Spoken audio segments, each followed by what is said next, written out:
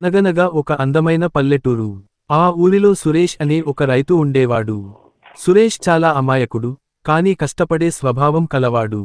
అదే ఊరిలో ప్రతాప్ అనే మరో వ్యక్తి ఉండేవాడు. ప్రతాప్కు పని చేయడం కంటే, ఇతరులను మోసం చేసి సులభంగా డబ్బు సంపాదించడం అంటే ఇష్టం.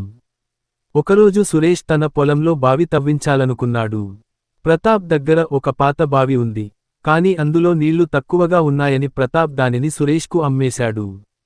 సురేష్ తన దగ్గర ఉన్న డబ్బంతా పోగు చేసి ఆ బావిని కొన్నాడు. మరుసటి రోజు సురేష్ ఆ బావి దగ్గరకు వెళ్లి నీళ్లు తోడుకుందామని వెళ్లాడు.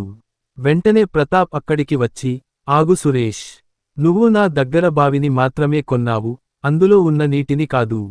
కాబట్టి నువ్వు నా నీళ్లు తోడుకోవాలంటే నాకు రోజుకు 10 రూపాయలు అద్దె కట్టాలి అన్నాడు. సురేష్ షాక్ అయ్యాడు. బావి కొన్నాక నీళ్లు నావి కావా అని అడిగినా ప్రతాప్ వినలేదు.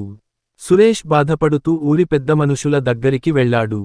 అక్కడ ఉన్న ఒక తెలివైన వృద్ధుడు ప్రతాప్ను పిలిపించి ఇలా అన్నాడు. ప్రతాప్, నువ్వు చెప్పింది నిజమే. సురేష్ బావిని మాత్రమే కొన్నాడు, నీటిని కాదు. కాబట్టి ఆ నీరు నీదే. కానీ ఒక్క విషయానికి, ఆ బావి ఇప్పుడు సురేష్ది. మరి నీ నీళ్లు సురేష్ బావిలో ఎందుకు ఉన్నాయి?